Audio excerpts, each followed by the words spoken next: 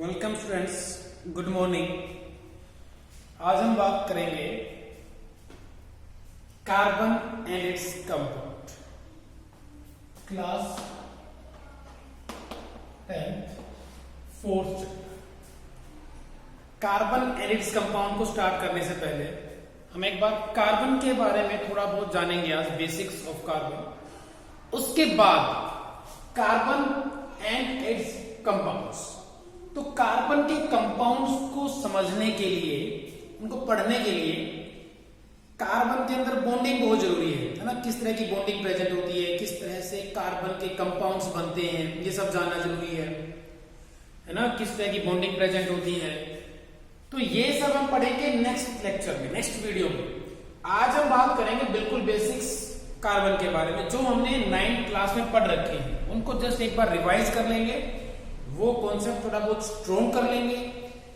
किस तरह, कितने तरह की बॉन्डिंग होती है, जो हमने 9th क्लास में पढ़ा है, बेसिकली जो इंपॉर्टेंट है उसको हम यहां रिवाइज करें, ठीक है। तो carbon and its compound heading लगा लीजिए और अपने साथ नोटबुक और पेन लेके जरूर बैठिए। जो भी इंपॉर्टेंट लगे वो आप नोट डाउन करते रहिए। सबसे पहले हम बात करेंगे कार्बन के बारे में। Carbon, what is the atomic number of carbon? Carbon का एटॉमिक नंबर कितना होता है? 6 होता है, सभी को पता है। Atomic number of carbon is 6। How many valence electrons present in carbon? Carbon में कितने वैलेंस इलेक्ट्रॉन प्रेजेंट होते हैं? तो वैलेंस इलेक्ट्रॉन जानने के लिए हमें इसकी इलेक्ट्रॉनिक कॉन्फ़िगरेशन पता होनी चाहिए। इलेक्ट्रॉनिक कॉन्फ़िगरेशन, इलेक्ट्रॉनिक कॉन्फ़िगरेशन से हम ये बता पाएंगे कि वैलेंस इलेक्ट्रॉन इसके अंदर कितने हैं। तो वैलेंस इलेक्ट्रॉन का मतलब क्या है ना? Number of electrons present in valence shell. Valence shell में जितने इलेक्ट्रॉन प्रेजेंट होंगे वही वैलेंस इलेक्ट्रॉन होंगे, और वैलेंस शेल क्या होगी? तो सबसे आउटर मोस्ट शेल होगी। वैलेंस शेल क्या होगी? सबसे आउटर मोस्ट शेल होगी, जो बॉन्डिंग में पार्टिसिपेट करेंगे जिनके इलेक्ट्रॉन्स, है ना।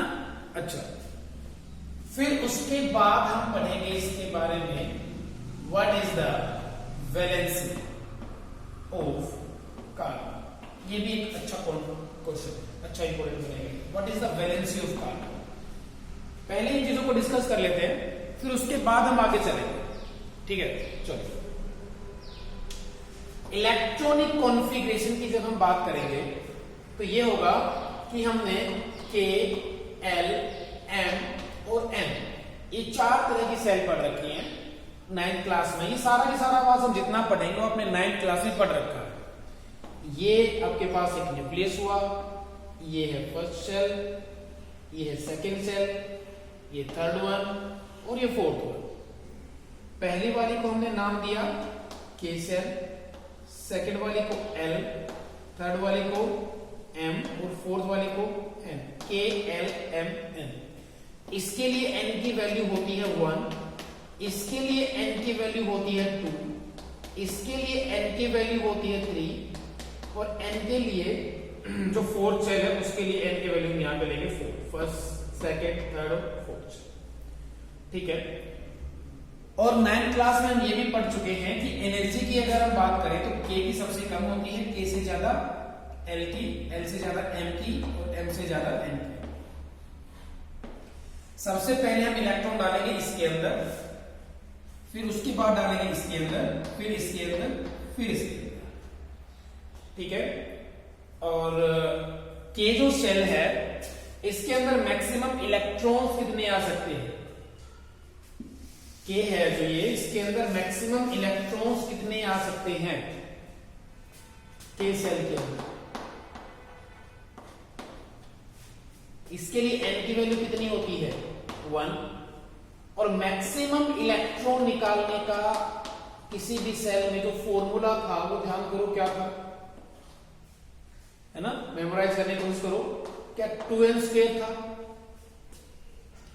क्या 2n² था, 2 मल्टीप्लाई बाई 1 का square, 2 multiply by 1 is equal to 2। तो पहले वाले जो शेल है के शेल, उसके अंदर मैक्सिमम कितने इलेक्ट्रॉन आ सकते हैं, 2 इलेक्ट्रॉन आ सकते हैं।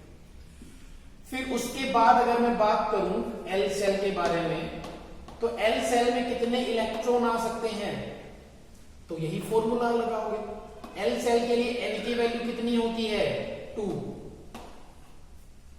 तो यहां रखोगे 2 इंटू 2 का स्क्वायर इज इक्वल टू कितना आएगा, ये 2 इंटू 4 इज इक्वल टू 8। तो एल सेल के अंदर मैक्सिमम 8 इलेक्ट्रॉन्स आ सकते हैं। ऐसे आप इसके लिए भी निकाल सकते हो, इसके लिए भी निकाल सकते हो। तो इसके अंदर आएंगे 18 इलेक्ट्रॉन और इसके अंदर आएंगे 32 इलेक्ट्रॉन्स। अब कैलकुलेट करोगे, आपने 9th क्लास में कर रखा है इसका। तो बात ये आती है कि इलेक्ट्रॉन्स कैसे फिल करेंगे, है ना। तो यहां एटॉमिक नंबर कितना होता है 6। तो इलेक्ट्रॉन कितने प्रेजेंट होंगे इसके अंदर 6। क्यों, क्योंकि कार्बन जो है ये इलेक्ट्रिकली न्यूट्रल है। और एटॉमिक नंबर की डेफिनेशन हमने 9th क्लास में पढ़ी थी कि जितने इसके पास प्रोटॉन्स होते हैं उतना ही एटॉमिक नंबर होता है, और प्रोटॉन्स पे चार्ज होता है पॉजिटिव। तो अगर 6 पॉजिटिव चार्ज है, तो अगर ये न्यूट्रल है तो 6 नेगेटिव भी होगा, इलेक्ट्रॉन्स पे नेगेटिव होता है, तो 6 ही इलेक्ट्रॉन प्रेजेंट होंगे। तो कार्बन के अंदर कितने इलेक्ट्रॉन होते हैं, कार्बन के अंदर 6 इलेक्ट्रॉन होते हैं। और हमें क्या लिखना है, इलेक्ट्रॉनिक कॉन्फ़िगरेशन लिखनी है। तो पहली वाले के अंदर हम कितने डालेंगे, ये लिख दिया मैंने यहां पे K, L, M और N। इसके अंदर मैंने 2 इलेक्ट्रॉन फिल कर दिए के सेल के अंदर। तो जब मैंने 2 इलेक्ट्रॉन इसके अंदर फिल कर दिए, तो मेरे पास कितने इलेक्ट्रॉन और बचे, टोटल 6 थे, 2 मैंने यहां डाल दिए, 4 बचे। तो 2 and 4 इसकी इलेक्ट्रॉनिक कॉन्फ़िगरेशन कार्बन। ये क्या हुई इसकी इलेक्ट्रॉनिक कॉन्फ़िगरेशन। अब हमने पूछा था कि how many valence electrons are there. Valence electron कितने हैं, ये कितने हैं, ये 4। तो कार्बन के पास वैलेंस इलेक्ट्रॉन कितने 4। तो ऐसे करके आप इसका आंसर दे सकते हैं। और भी कोई भी एटम पूछे तो आप किसी भी एटम का ऐसे आंसर दे सकते हैं, ठीक है। अच्छा, खैर ये तो हुआ हमारा कार्बन के बारे में, क्योंकि हम कार्बन की ही बात करें, कार्बन एंड इट्स कंपाउंड के बारे में। तो जो छोटी छोटी चीजें हैं वो कार्बन पे अप्लाई करके देख लेते हैं, और जो पीछे का जो हमने पढ़ा हुआ है उसको रिवाइज करते हैं। अब बात करें कि वैलेंसी क्या होती है ना। हमने इलेक्ट्रॉनिक कॉन्फ़िगरेशन निकाल के देख लिया कि इलेक्ट्रॉनिक कॉन्फ़िगरेशन में हमें ये पता होना चाहिए कि किस सेल के अंदर मैक्सिमम कितने इलेक्ट्रॉन्स आ सकते हैं, है ना। ये हमने जान लिया, 2n² फॉर्मूला लगाया और हमें पता चल गया। तो जो कार्बन है इसकी वैलेंसी कितनी होती है, ठीक है। तो इलेक्ट्रॉनिक कॉन्फ़िगरेशन मैंने अभी अभी लिखी थी कार्बन की, 2 and 4 होती है, 2 इसके अंदर होते हैं, 4 इसके अंदर होते हैं, आगे वाले खाली होती है, तुमने लिखा नहीं। अब वैलेंसी क्या होती है, आप 9th क्लास से पढ़ते हुए आ रहे हो। वैलेंसी होती है binding capacity, binding capacity, binding capacity होती है वैलेंसी। किसी भी एटम की बाइंडिंग कैपेसिटी, कितने बॉन्ड वो बना सकता है, वही उसकी वैलेंसी होती है ना, कितने बॉन्ड बना सकता है। अब हम कार्बन की बात कर लेते हैं, चलो। तो ये जो डॉट रिप्रेजेंटेशन मैं अभी दिखा रहा हूं यहां, डॉट रिप्रेजेंटेशन, इसके अंदर ध्यान रखना वैलेंस इलेक्ट्रॉन दिखाते हैं। तो मैंने अभी अभी निकाला था कि वैलेंस इलेक्ट्रॉन कितने हैं, 4, 1 2 3 4 दिखा दिया। अब एक चीज और है, अब ये वैलेंसी ना 2 तरह की होती है, इलेक्ट्रोवैलेंसी और कोवैलेंसी। इलेक्ट्रोवैलेंसी है ये हमने कहां पढ़ी थी, है ना, ये हमने वहां पढ़ी थी जनरली मेटल्स के अंदर। क्या था इनके अंदर कि जितने इलेक्ट्रॉन कोई स्पीसीज लूज कर सकती है या फिर गेन कर सकती है ना, most of the non metals, लेकिन कार्बन के अंदर नहीं। तो क्या होता है कि जो स्पीसीज इलेक्ट्रॉन गेन कर लेती है या फिर इलेक्ट्रॉन लूज कर देती है तो वो होगी इलेक्ट्रोवैलेंसी। अच्छा, इलेक्ट्रॉन गेन और इलेक्ट्रॉन लूज जो करती है, आई थिंक आपको याद होगा, टू कंप्लीट इट्स डबलेट और ऑक्टेट। अपना ऑक्टेट और डबलेट कंप्लीट करने के लिए कोई भी एटम या तो इलेक्ट्रॉन्स को लूज करता है या फिर इलेक्ट्रॉन्स को गेन करता है। ठीक है, ये हम पढ़ चुके हैं 9th क्लास में, जितना भी हम सारा पढ़ चुके हैं, तो हेडेक लेने की जरूरत नहीं है। अगर किसी को फिर भी डाउट है, कोई भूल गया है, तो 9th क्लास की बुक उठाओ और ये सारी चीजें आपको वहां मिल जाएगी। To complete its doublet and octet, तो डबलेट और ऑक्टेट कंप्लीट करेंगे। तो अगर मैं बात कर लेता हूं यहां सोडियम की, तो सोडियम जो है उसके पास 281 इलेक्ट्रॉनिक कॉन्फ़िगरेशन होती है, क्योंकि सोडियम का एटॉमिक नंबर होता है 11 होंगे उसके पास प्रोटॉन, इसमें कोई चार्ज नहीं है तो इलेक्ट्रॉन भी 11, तो 2 8 1। अब ये देखो ऑक्टेट कंप्लीट करना चाहता है अपना। ऑक्टेट का मतलब है कि अपने जो लास्ट सेल है, वैलेंस जो सेल होगी, उसके अंदर ये 8 इलेक्ट्रॉन करना चाहेगा। अब देखो अगर ये 1 इलेक्ट्रॉन को लूज कर दे तो देखो इसके पास 8 इलेक्ट्रॉन कंप्लीट हो जाएगा। या फिर ये 7 इलेक्ट्रॉन कहीं से ले ले, तो 7 इलेक्ट्रॉन लेना इतना पॉसिबल नहीं है, तो ये 1 इलेक्ट्रॉन इजीली रिमूव कर देगा। तो जैसे ही ये 1 इलेक्ट्रॉन को रिमूव करेगा, ये Na पॉजिटिव बना देगा, और अगर ये सोडियम से सोडियम पॉजिटिव बनेगा तो 1 इलेक्ट्रॉन निकल जाएगा। तो इसने क्या किया कि 1 इलेक्ट्रॉन को लूज कर दिया। क्यों लूज किया इसने? टू कंप्लीट इट्स ऑक्टेट, अपने ऑक्टेट को कंप्लीट करने के लिए। ठीक है, ऑक्टेट कंप्लीट किस लिए क्यों किया इसने? स्टेबिलिटी गेन करने के लिए। तो जैसे इसने 1 इलेक्ट्रॉन को लूज किया तो इसकी वैलेंसी कितनी हुई? 1। तो 1 इसकी इलेक्ट्रोवैलेंसी होगी या फिर कोवैलेंसी होगी? इलेक्ट्रोवैलेंसी। इलेक्ट्रोवैलेंसी क्यों होगी? क्योंकि इसने इलेक्ट्रॉन को लूज किया। ठीक है, तो इलेक्ट्रोवैलेंसी में क्या होता है? इलेक्ट्रॉन या तो लूज होगा या फिर गेन होगा। अगर मैं बात कर लूं इसी के साथ ही Cl नेगेटिव की, इसका एटॉमिक नंबर होता है 17287। अब ये क्या करेगा ऑक्टेट कंप्लीट करने के लिए? अगर यहां से ये 7 इलेक्ट्रॉन लूज कर दे या फिर कहीं से 1 इलेक्ट्रॉन ले ले, तो 1 इलेक्ट्रॉन इसके लिए लेना आसान है। तो जो इसने इलेक्ट्रॉन यहां दिया था उसने ले लिया, तो इसने 1 इलेक्ट्रॉन को एक्सेप्ट किया। इसने क्या किया? 1 इलेक्ट्रॉन लिया, गेन किया, तो इसकी वैलेंसी कितनी होगी? 1 होगी। तो क्या होगी? ये भी इलेक्ट्रोवैलेंसी होगी। तो इलेक्ट्रोवैलेंसी में इलेक्ट्रॉन या तो गेन किए जाएंगे या फिर लूज किए जाएंगे। जितने इलेक्ट्रॉन गेन किए जाएंगे, जितने इलेक्ट्रॉन लूज किए जाएंगे, वही उसकी वैलेंसी हो जाएगी। ठीक है, या फिर दूसरा भी एक तरीका है, अगर आपसे कोई पूछ ले कि ये बताओ चलो Mg+2 है, इसकी वैलेंसी कितनी होगी? अब आप कहोगे इसके पास तो 10 इलेक्ट्रॉन प्रेजेंट होंगे, तो ये 2 इलेक्ट्रॉन इसने लूज कर दिए। अब 2 8, इसका तो ऑक्टेट कंप्लीट है, इसकी तो कोई वैलेंसी नहीं है, तो ये हो जाएगा गलत। अगर आपके पास ये वाली स्पीसीज दे रखी है, मतलब चार्ज स्पीसीज दे रखी है, उसके ऊपर जो चार्ज दे रखा है, तो उसमें जितना चार्ज दे रखा है वही उसकी क्या होगी? वैलेंसी होगी। तो इसकी वैलेंसी कितनी है? 2 है इसकी वैलेंसी। ये 2 बॉन्ड बना सकता है। ठीक है, ये 2 बॉन्ड बना सकता है, ये 1 बॉन्ड बना सकता है, क्योंकि इसकी वैलेंसी 1 है। आपने देखा होगा NaCl है, और वैसे ये आयनिक बॉन्ड बनता है इनके अंदर। कैसा बॉन्ड बनता है? आयनिक बॉन्ड बनता है। इलेक्ट्रोस्टैटिक फोर्स ऑफ अट्रैक्शन होती है और आयोनिक बॉन्ड बनता है। ठीक है, अब जो ये कोवैलेंसी है, इसके अंदर क्या होता है ये वो देख लेते हैं कि कोवैलेंसी का मतलब क्या है। कोवैलेंसी का मतलब है कि जब एक एटम है वो इलेक्ट्रॉन्स ना तो गेन कर पाए और ना ही लूज कर पाए, तो उसको भी तो अपना ऑक्टेट कंप्लीट करना है ना भाई। ऐसे भी तो एटम है जो ना तो इलेक्ट्रॉन गेन कर पा रहे हैं, लूज कर पा रहे हैं, ना ही गेन कर पा रहे हैं, तो वो क्या करेंगे? तो वो एक और रास्ता अपनाएंगे, शेयरिंग का। तो इलेक्ट्रॉन्स को शेयर करेंगे। तो अगर इलेक्ट्रॉन्स को शेयर करेंगे तो जितने इलेक्ट्रॉन शेयर करेंगे वही उसकी वैलेंसी हो जाएगी और वो कोवैलेंसी होगी, इलेक्ट्रोवैलेंसी नहीं होगी। इलेक्ट्रोवैलेंसी हम यूज कब करेंगे, तब कोई स्पीशीज इलेक्ट्रॉन्स को लूज करेगी या फिर गेन करेगी। अगर शेयरिंग होगी तो वहां पे कोवैलेंसी यूज करेंगे। अब हम बात कर लेते हैं कार्बन 2 और 4, 4 इलेक्ट्रॉन है इसके पास। अब देखो या तो ये 4 इलेक्ट्रॉन ले ले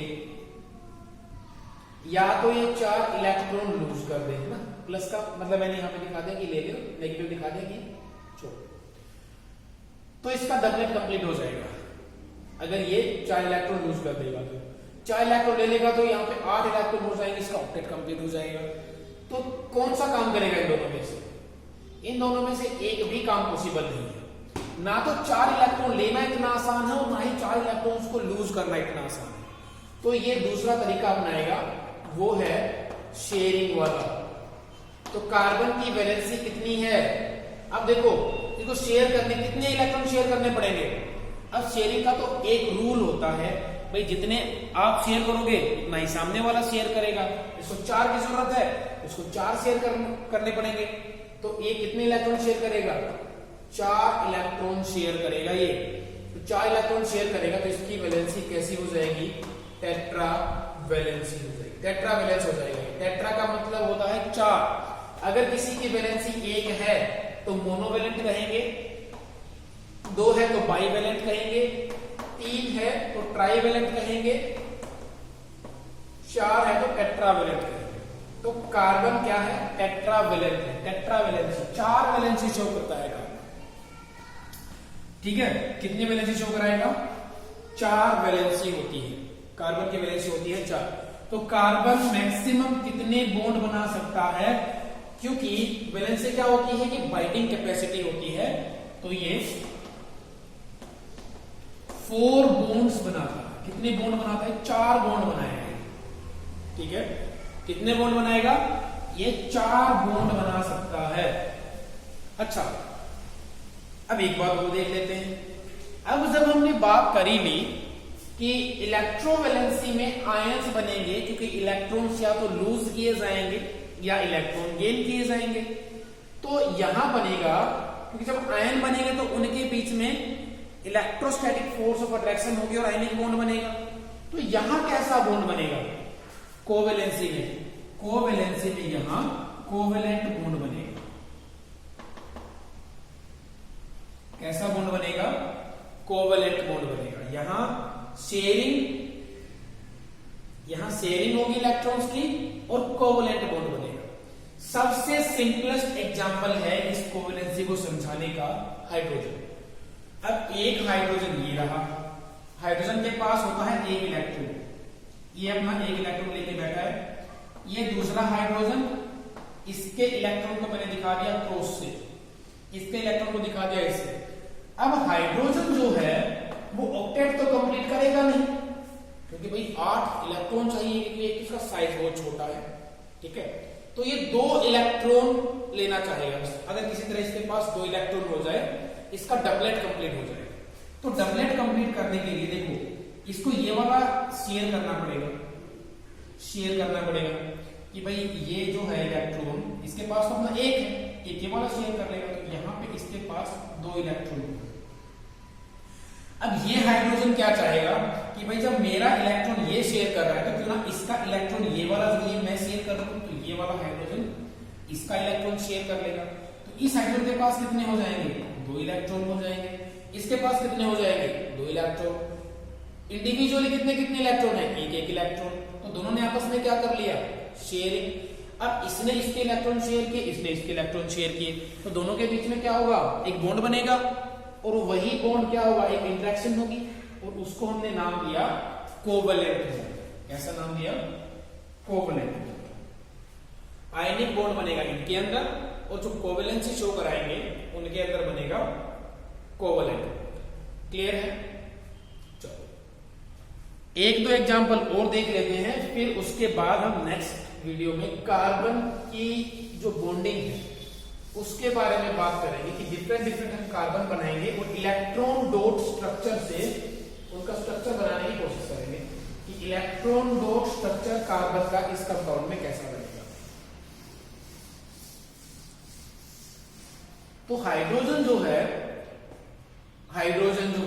और दूसरे हाइड्रोजन के बीच में जो बॉन्ड बनेगा, ये बॉन्ड क्या होगा, कोवलेंट बॉन्ड होगा। कैसा बॉन्ड होगा, कोवलेंट बॉन्ड होगा। ठीक है, अच्छा कोवलेंट बॉन्ड क्यों हुआ, क्योंकि इन्होंने इलेक्ट्रॉन्स की है शेयरिंग। क्या की है, शेयरिंग। आई होप ये सारा समझ में आया होगा। ये था कार्बन के बारे में। हमने कार्बन के बारे में एक तो ये देखा कि ये इसकी इलेक्ट्रॉनिक कॉन्फ़िगरेशन है, इतने इसके पास वैलेंस इलेक्ट्रॉन है, 4 ही इसकी वैलेंसी है, क्योंकि कार्बन कितने बॉन्ड बनाता है, 4 बॉन्ड बनाता है। और अगर मैं कार्बन की बात करूं 1 2 3 4, अगर ये अपना ये किसी के साथ शेयर करेगा, ये भी करेगा, ये भी करेगा, ये भी करेगा, तभी तो कोई 4 इसके साथ इलेक्ट्रॉन शेयर करेंगे, तो इसकी वैलेंसी कितनी हो जाएगी, 4। वैलेंसी कैसे टाइप की है, कोवैलेंसी है। 4 है तो उसको क्या कहेंगे, टेट्रावैलेंट कहेंगे। क्या कहेंगे, टेट्रावैलेंट कहेंगे। ठीक है, कोवैलेंसी होती है इसकी। और मैक्सिमम कितने बॉन्ड बनाता है, 4 बॉन्ड बनाता है। कैसा बॉन्ड बनेंगे, 4 जो बॉन्ड बनेंगे वो कैसे बॉन्ड बनेंगे, कोवलेंट बॉन्ड बनेंगे। अब कोवलेंट बॉन्ड और आयनिक बॉन्ड में क्या डिफरेंस होता है, कोवलेंट बॉन्ड में शेयरिंग होती है और आयनिक बॉन्ड में इलेक्ट्रॉन्स लूज या फिर इलेक्ट्रॉन गेन होते हैं, आयन बनते हैं, इलेक्ट्रोस्टैटिक फोर्स ऑफ अट्रैक्शन होती है। तो वहां पे क्या होता है, इलेक्ट्रॉन्स का ट्रांसफर होता है। तो वहां पे कैसे बॉन्ड बनेगा, वहां पे आयनिक बॉन्ड बनेगा। ठीक है, तो ये था पीछे वाला। जो भी कुछ अगर 1-2 पॉइंट अगर इसमें से मिस हो भी गया होगा तो वो हम पढ़ लेंगे कल वाले वीडियो में या फिर नेक्स्ट वीडियो में। ठीक है, तो आई होप ये सारा समझ में आया होगा। 9th क्लास की बुक से एक रीडिंग लेना मत भूलिएगा वीडियो देखने के बाद। Thank you.